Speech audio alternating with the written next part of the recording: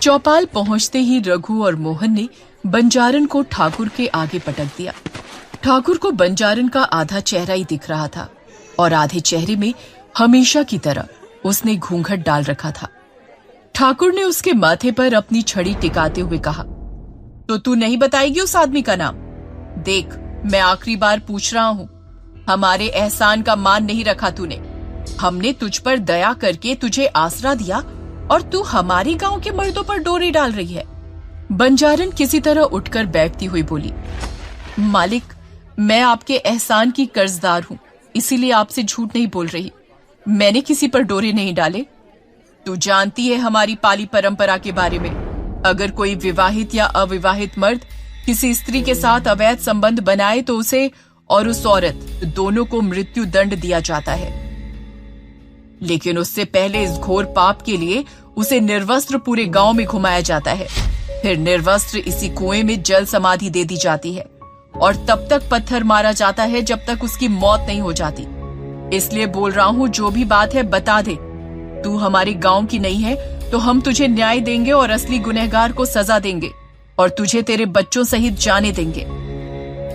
बंजारन ने हाथ जोड़कर ना में गर्दन हिलाई तो ठाकुर गुस्से में बोला, इसका मतलब तू कहीं और से पाप लेकर आती है और यहाँ पैदा कर रही है ताकि हमारे गांव की पवित्रता नष्ट हो, और इसका एक ही दंड है।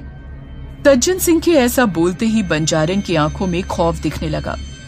वो गिड़गिड़ाती हुई बोली, नहीं नहीं, ऐसा मत करो, ये अनर्थ मत करो, मेरी बात पर विश्वास करो। ठाकुर अपने आदमियों से बोला, रघु, हरिया, मोहन, पहले इसके नाखून को उखाड़ो, फिर इसके बाल काट लो और इसी बरगद के पेड़ में लटका दो। मोहन और उसके आदमी बंजारन पर झपट पड़े और उसके हाथ और पैर के सारे नाखून निकाल उखाड़ लिए।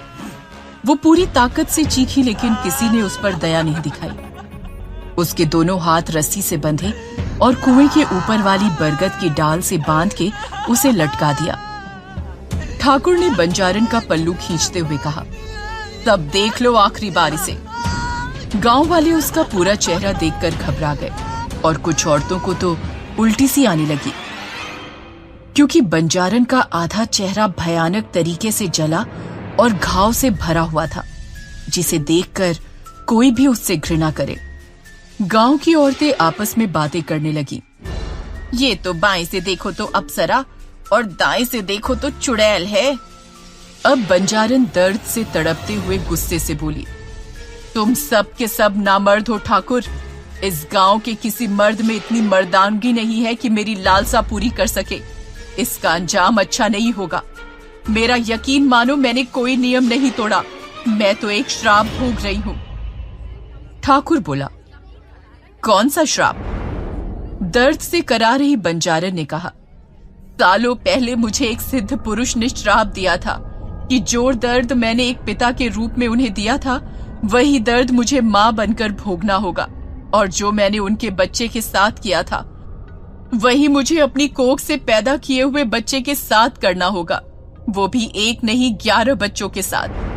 तभी जाकर इस मानव रूपी संसार से मुक्ति मिलेगी। और इतना ही नहीं, उन्होंने मेरा आधा चेहरा इतना बदसूरत बना दिया कि इस चेहरे के कारण कामुक से कामुक आदमी भी मेरी तरफ कभी आकर्षित नहीं होगा। इतने भयानक श्राप से मैं बहुत डर गई। मैंने उनसे विनती की, उनके सामने भीख मांगी कि महाराज मुझे इस भयानक श्राप का तोड़ तो बताएं। इतना कहते कहते बंजारन की सांसें फूल गईं। पूरा गांव बंजारन की बात हैरानी से सुन रहा था। ठाकुर ने पूछा, तो क्या उपाय बताया? उसने फिर से एक लंबी सांस खींची और बोली,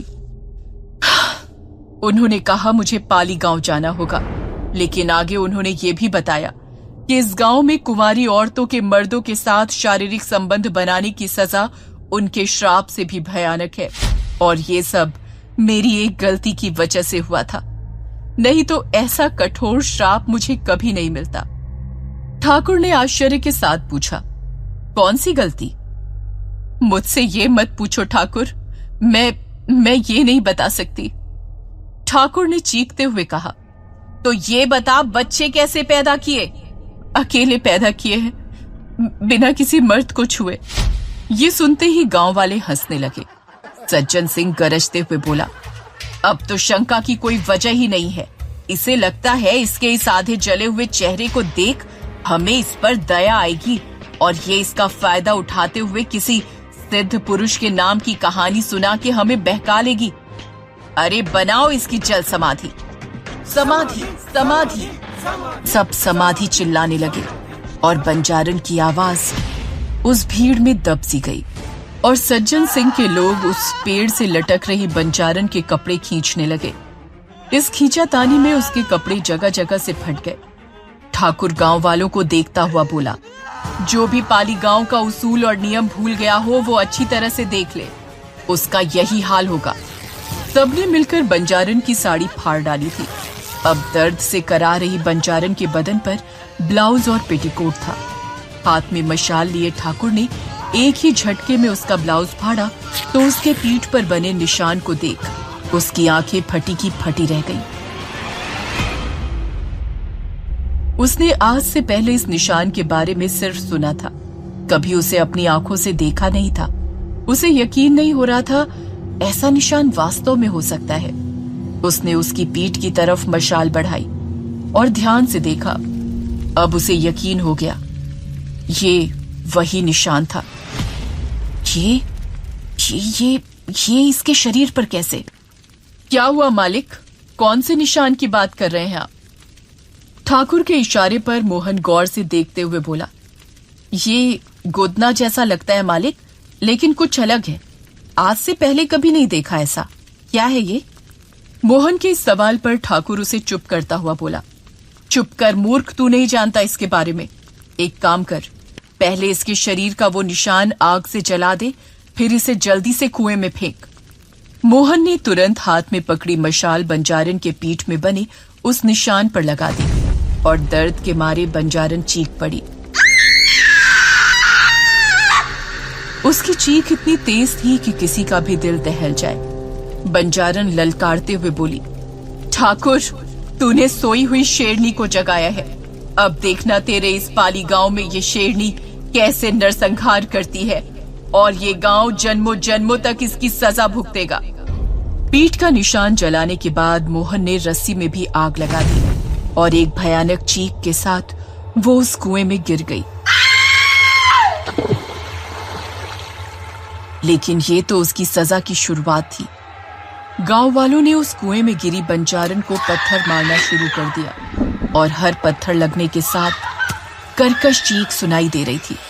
काफी देर बाद जब उसकी चीखें सुनाई देना बंद हो गई, तब सब समझ गए वो अब मर गई।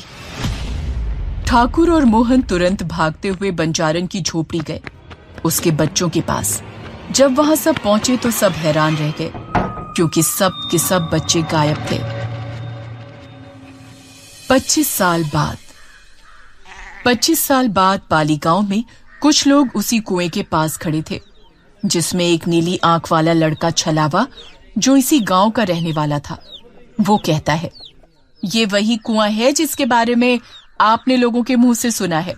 छलावा ने जब ये बात कही तो उसके बगल में खड़े ध्रुव, विक्की और अनन्या को यकीन ही नहीं हो रहा था कि जिस बात को कहानी मानकर वो लोग यहाँ आए थे वो महज कहानी नहीं बल्कि सच है।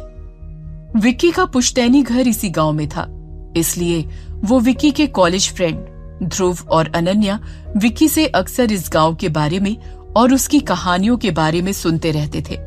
ध्रुव ने उत्साहित होते हुए कहा, क्या तुम सच कह रहे हो छलावा? मेरा मतलब है सच में उस औरत को जिंदा जल समाधि दे दी गई?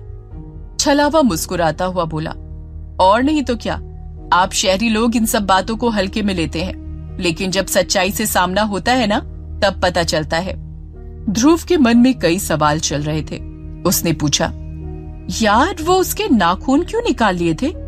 छलावा ने कहा, कहते हैं अगर जिंदा इंसान के शरीर से अगर मरने से पहले नाखून और बाल निकाल लिए जाएं, तो उसकी आत्मा चाहकर भी कभी भटकती नहीं है, वो पूरी तरह से शांत हो जाती है। विक्की ने हैरानी से पूछा, उसे तो श्राप मिला था ना कि उसे मोक्ष नहीं मिलेगा, फिर क्या हुआ? छलावा ने मुस्कुराते हुए कहा, बस इतना समझ लो बाबू, तांडव हुआ था, तांडव। ध्रुव ने पूछा। और उसके बच्चों का क्या हुआ? ये राज आज भी राज है, किसी को नहीं पता।